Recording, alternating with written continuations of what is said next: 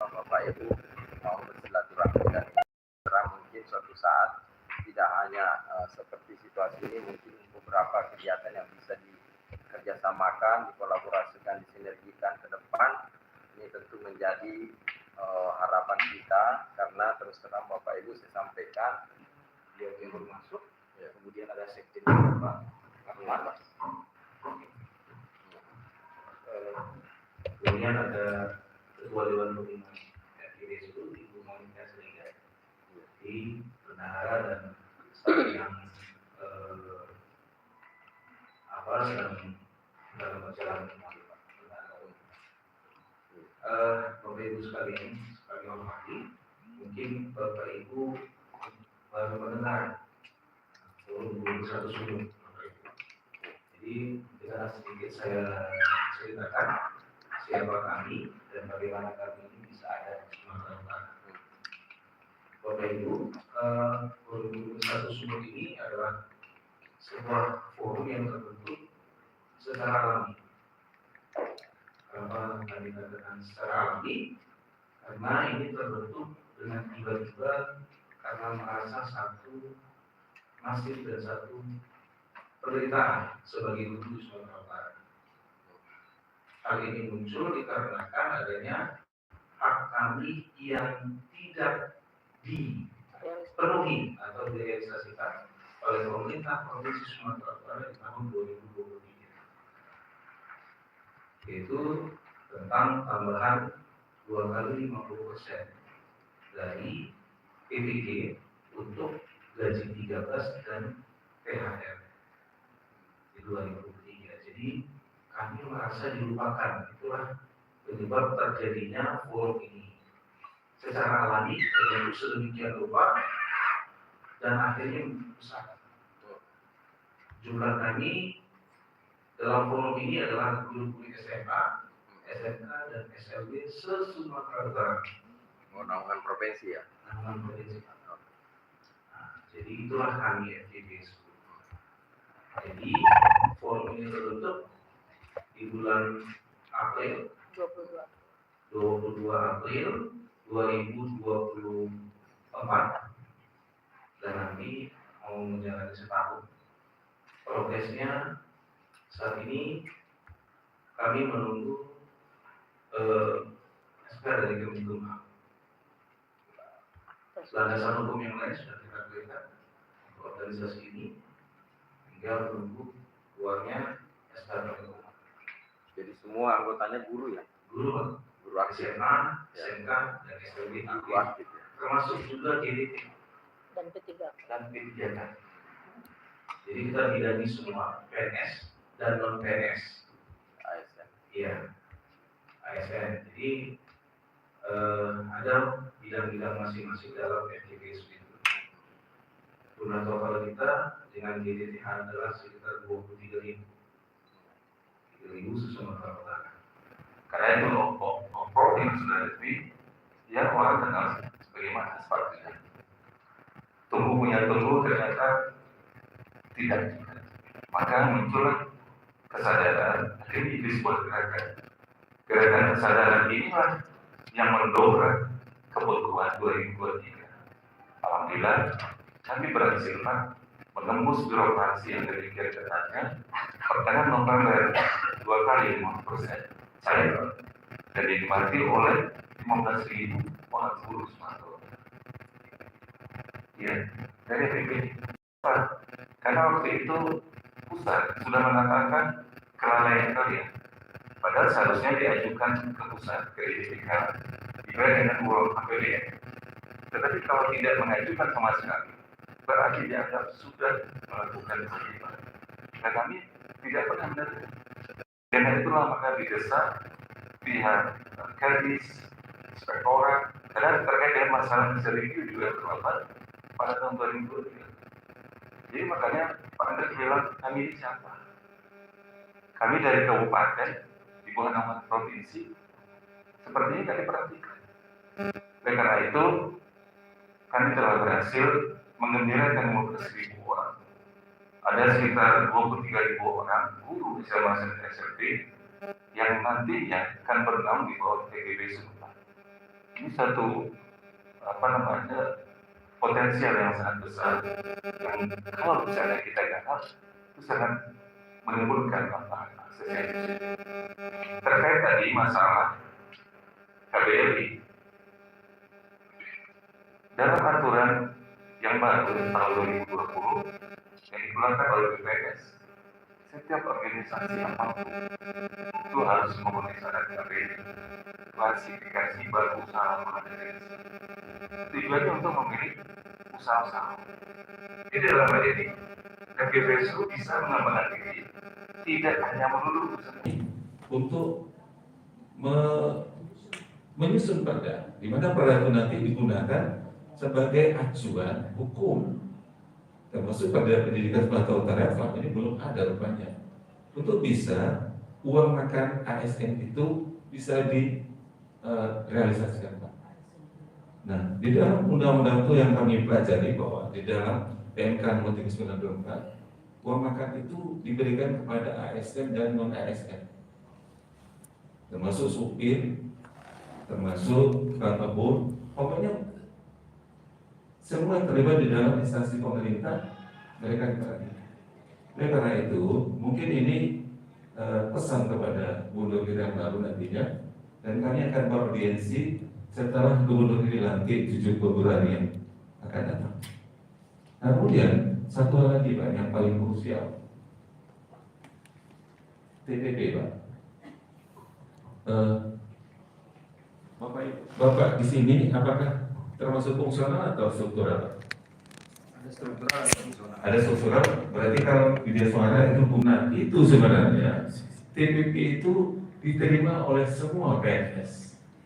Kenapa demikian? Sudah ada contoh daerah yang menerima. Sulawesi Selatan, teman saya di SMA 5 Maluku itu setiap bulan menerima 1.600.000 setiap bulan tambahan sebagai TPP. Kita tahu di Riau bagaimana Riau, mereka juga mensejahterakan gurunya Jawa Barat. Oleh karena itu kami ingin menghadirkan nuansa baru, hal yang dianggap memang tidak mungkin. Kenapa? Alasan mereka adalah guru kan sudah dapat TPK, tetapi kan tidak adil. Mereka dapat tukin, dapat TPP. Lalu kita ini cuma dapat TPG karena profesional kita. Nah, oleh karena itu mungkin kami mungkin minta saran mungkin dari Bapak, bagaimana caranya untuk bisa ini terwujudkan itu kan, terutama pada Bapak Ibu yang fungsional. Artinya ada hak kita yang terabaikan, yang seharusnya kita bisa terima. Mungkin melalui forum Guru Besar Sumatera Utara dan kolaborasi dengan Komisi E itu seolah akan bisa diwujudkan. Demikian Bapak Ibu, mungkin ada teman yang menambahkan. Kami dari FPIB Sumatera sangat berharap kepada BPMP Sumatera Utara kerjasama yang baik di antara kita, tentunya karena BPMP adalah penjamin mutu untuk Sumatera Utara. Kami sangat berharap ada kolaborasi yang baik kami nanti seperti yang disampaikan tadi, baik kami nanti akan mengundang Bapak Ibu yang ada di sini sebagai narasumber, maupun ketika mungkin BPMP meminta tenaga kami, karena di dalam juga guru-guru kita ada beberapa orang, ada beberapa di daerah-daerah juga yang sudah mungkin mendapat pendidikan atau sertifikat sebagai instruktur maupun pembimbing untuk penjaminan mutu pendidikan Sumatera Utara.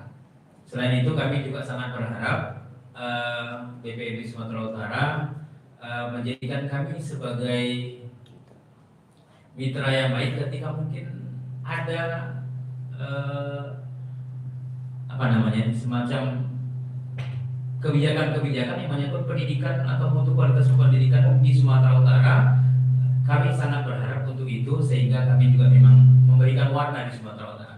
KPBSU berdiri di 22 April 2024 yang pada awalnya memang hanya diperakarsai oleh 10 orang saja Pak.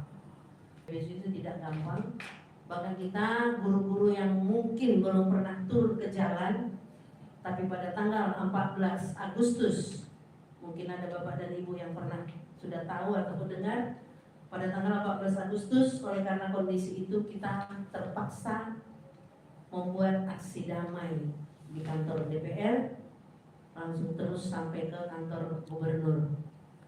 Dan berikutnya kita juga sudah audiensi ke gubernur untuk hal-hal yang sudah kita sepakati bersama, yaitu pencairan daripada hak kita di 2023 dan juga untuk pencairan di hak kita di 2024.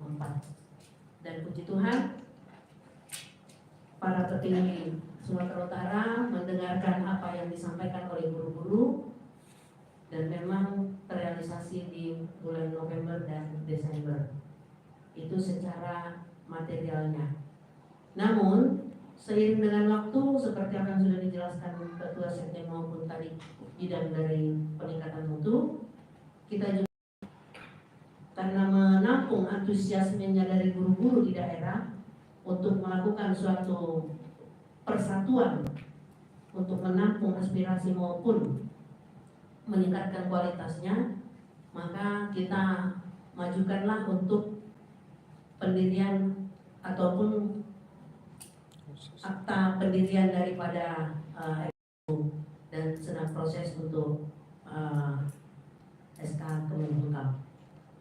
Dalam hal ini Bapak, audiensi kami kemari yang paling utama adalah memperkenalkan diri bahwa di Sumatera Utara ada Forum Guru Bersatu Sumatera Utara yang memang kita sepakati skopnya adalah Sumatera Utara.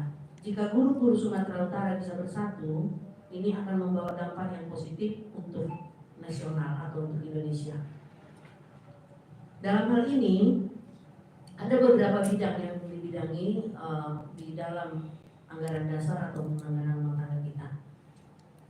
Dan kami datang ke sini untuk juga meminta kepada Bapak, khususnya untuk bidang penjamin mutu pendidikan di sini, supaya guru-guru itu banyak sekali Bapak, kenyataan di lapangan masih banyak yang tidak punya kesempatan untuk mengikuti pelatihan-pelatihan yang dilakukan secara resmi oleh pemerintah.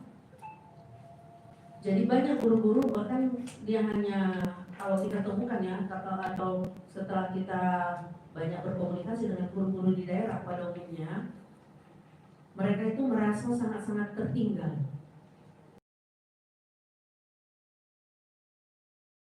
Lembaga-lembaga di luar daripada lembaga resmi pemerintah, ya, termasuk juga teman kita dari IGI ya. Kebetulan kami yang di sini juga adalah juga orang-orang yang bergerak di IGI. Saya sendiri adalah salah satu tokoh pendiri IGI di Sumatera Utara. Jadi untuk ini Pak, seperti yang sudah disampaikan tadi sama Kabid Peningkatan Mutu kami siap bersinergi dengan Bapak untuk membantu Bapak atau membantu BPNP untuk melaksanakan peningkatan kompetensi guru untuk kedepannya. Dan juga di kita guru-guru juga sudah banyak yang menjadi pengajar praktik ya. Banyak yang sudah dari instruktur.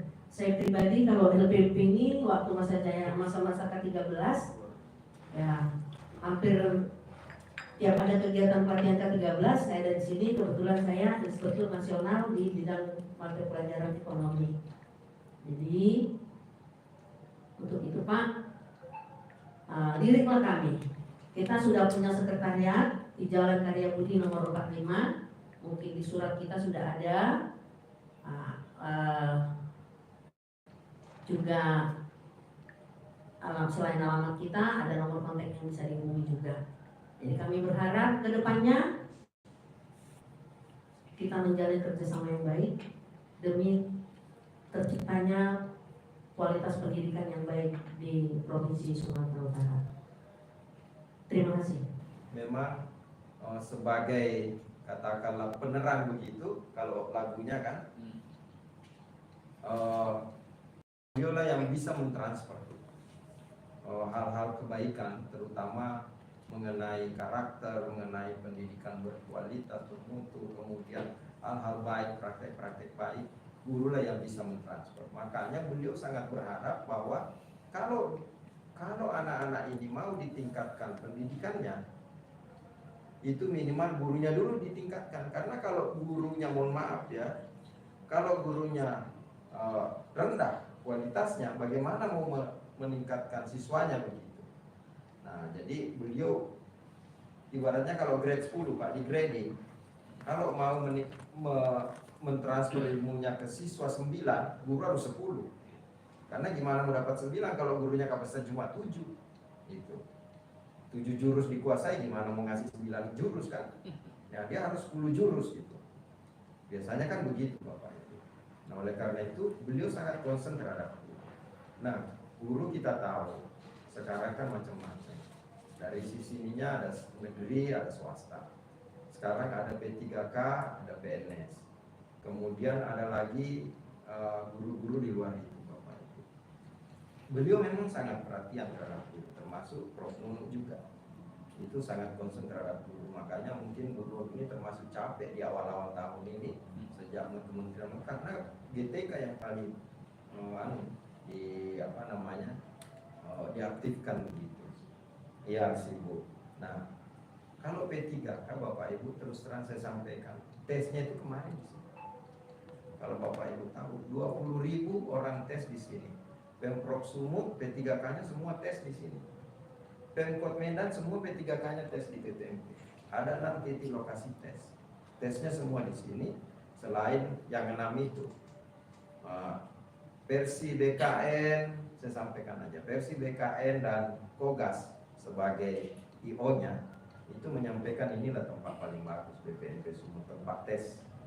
Dan beliau insya Allah akan berulang menggunakan itu. Dan memang kami terbuka Bapak Ibu, seperti kami terbuka ke Bapak Ibu sekarang gitu. Nah, kalau misalnya masalah keuangan, karena Bapak Ibu ini kan lokal provinsi begitu, tidak bisa terlepas dari Dinas Pendidikan Provinsi, pemerintah Provinsi Sumatera Utara. Bapak Ibu tentu gajinya bukan dari pusat, gajinya dari provinsi kan? Ya, karena Ibu pegawai provinsi, SMA ini, SMA, SMK, luar biasa. Nah, Bapak Ibu, bukan saya mengajari, tapi ketika mau menggaji, kalau misalnya populasi APBD-nya 100%, tentu tidak semua 100% itu dibuang ke belanja modal. Gimana mau membangun? Iya kan? Tidak mungkin belanja modal itu kan, gaji ini kan bagian dari belanja modal. Tidak mungkin dibuang 100% ke situ. Pasti nggak ada pembangunan. Nah, oleh karena itu beliau akan mengukur kekuatan finansial APBD. Nah, saya nggak tahu bagaimana populasi keuangannya ditetapkan oleh DPRD provinsi, tapi pada prinsipnya tadi kalau ada keluhan bahwa kami tidak mendapatkan itu, saya yakin mungkin karena, mohon maaf, bukan menuduh ya, saya jangan dicatat menuduh ini, karena saya harus memformulasikan. Kalau populasi pegawainya terlalu besar, belanja modal berarti besar. Kalau belanja modal besar, tidak bisa bergerak tuh ekonomi.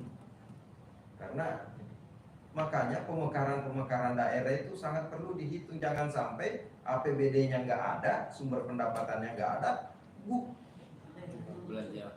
sementara belanja modalnya besar. Gimana Bapak Ibu menggerakkan ekonominya? Nah, itulah mungkin, saya nggak tahu ya, tidak menuduh, tidak membela.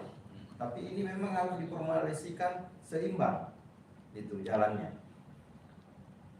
Tapi alhamdulillah kata Ibu tadi November Desember udah dibayar. Bersyukur Bapak Ibu. Artinya perhatiannya udah bagus. Mudah-mudahan Januari ini terbayar lagi. Terus. Ya.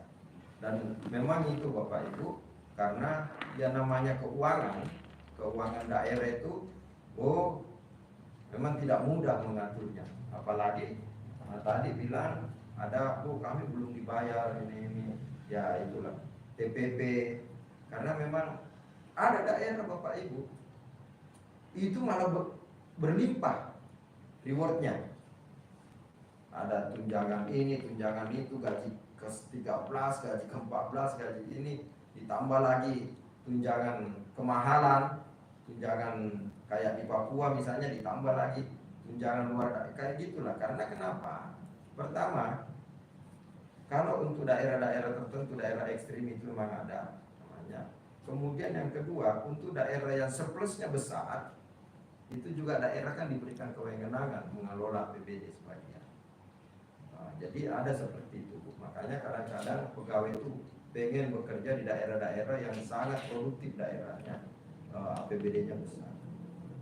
Nah, itu mungkin masalah populasi anggaran aja di daerah, dan saya sih masih optimis, karena Sumut ini termasuk daerah subur, sumber dayanya banyak, dan mungkin ke depan pemerintah daerahnya, pemprovnya ini akan makin menggeliat bagaimana mendapatkan sumber-sumber PAD, sama dengan bagaimana Jakarta, negara dalam hal ini. Bapak Ibu kalau tahu kenapa PPN dinaikkan 12%, tapi ini kan nggak usah kita bahas terlalu jauh, itu ada. Karena terus terang Pak, banyak hal lah intinya seperti itu, banyak hal. Kenapa harus begitu? Dan itu pun tidak semua juga dikenakan kan? Itu karena pemerintah juga tetap, kenapa pemerintah tidak boleh impor sekarang? Ya kan? Pengen ini supaya ekonomi bergerak Pak. Sumber daya bergerak, ekonomi bergerak, semua berkegiatan, mengandalkan sumber daya lokal begitu. Karena kalau impor-impor terus mati barang di dalam. Gitu. Jadi adalah seperti itu. Tapi ini ekonomi makro lah. Ini nggak usah kita bahas seperti itu. Tapi intinya Bapak Ibu sekalian, bahwasanya mungkin Bapak Ibu punya niat baik, ingin membela guru kan, itu, ingin meningkatkan kesejahteraan guru, ingin meningkatkan kualitas pendidikan di Provinsi Sumatera Utara. Kita sepakat untuk itu. Dan saya BPMP terus terang sangat mensupport itu. Tadi Bapak Ibu ingin dijadikan mitra, tentu dijadikan mitra. Karena Bapak Ibu berkeinginan baik, kami pun berkeinginan baik. Kita bermitra boleh. Nah, memang kami Bapak Ibu terus terang, karena kami ini adalah pasukannya Jakarta, maka biasanya kalau PKS dibuat, perjanjian kerjasama dibuat, itu harus di Jakarta, tidak boleh BPMP. Karena kalau kami membuat kerjasama sendiri, itu akan menjadi persoalan di Jakarta. Jadi kami hanya operasional. Kalau operasionalnya ya kami, kalau regulasinya Jakarta. Gitu. Nah kemudian Bapak Ibu sekalian, kalau nanti mitra dilibatkan dalam kegiatan, selama ini insya Allah kami melibatkan guru Pak. Timur Selat Malaka, Nias, persoalan. Kemudian belum lagi seperti sekarang masih banyak satuan-satuan pendidikan, kepala sekolah, guru ini, maupun itu dari sisi jumlah, belum lagi kualitasnya Pak. Belum lagi sekarang tambahan lagi pendidikan karakter, guru BP, guru ini. Waduh, tambah lagi. Nah ini terus terang makin banyak PR, tapi nggak apa-apa kita lelah untuk suatu kebaikan untuk anak-anak kita, cucu kita. Dan saya yakin Bapak Ibu juga punya pikiran yang sama dengan itu. Mungkin itu Bapak Ibu sekalian saya sampaikan, dan tanpa mengurangi rasa hormat, saya mungkin akan menutup rapat ini jika tidak ada lagi yang ingin disampaikan. Dan tentu ya silakan Pak. Pak, sebelum ditutup, mohon maaf. Ya. Jadi Bapak tadi menyampaikan kalau FPG itu bersedia, boleh ikut di acara besok gitu. Ya. Untuk menyambut itu, kalau boleh, kami boleh nggak dikasih semacam undangan resminya? Jadi kan itu kan jam kerja Pak. Ya. Nah, kita ini guru-guru, kalau jam selesai itu jam kerja mungkin, Ya. biar bisa juga bisa Menghadiri. mewakili dari kita, Ya. hadir kalau ada. Boleh nanti Pak, saya kasih undangan. Nanti saya kasih undangan. Ya. Pak Abbas ya, ya dikasih undangan. Itu aja, Pak. Nanti, ya. Aman Pak, itu saya malah berterima kasih Bapak mau hadir. Iya. Besok acaranya lumayan Pak. Iya. Ada sekitar 200 orang. Ya. Tetapi utamanya pegawai kami, tapi ada beberapa stakeholder kami undang. Ya. Nah mungkin Pak Ibu saya sampaikan, dan tanpa mengurangi rasa hormat, izinkan saya menutup pertemuan ini. Mudah-mudahan banyak hal yang bisa kita ambil dari pertemuan ini. Tentunya kalau ada kekurangan, kelemahan itu dari Tajudin. Ini tapi untuk yang baik-baik sampaikan teman-teman semua para guru, karena itu kumpulan guru, sampaikan bahwa BPP terbuka untuk guru-guru. Ya. Gitu.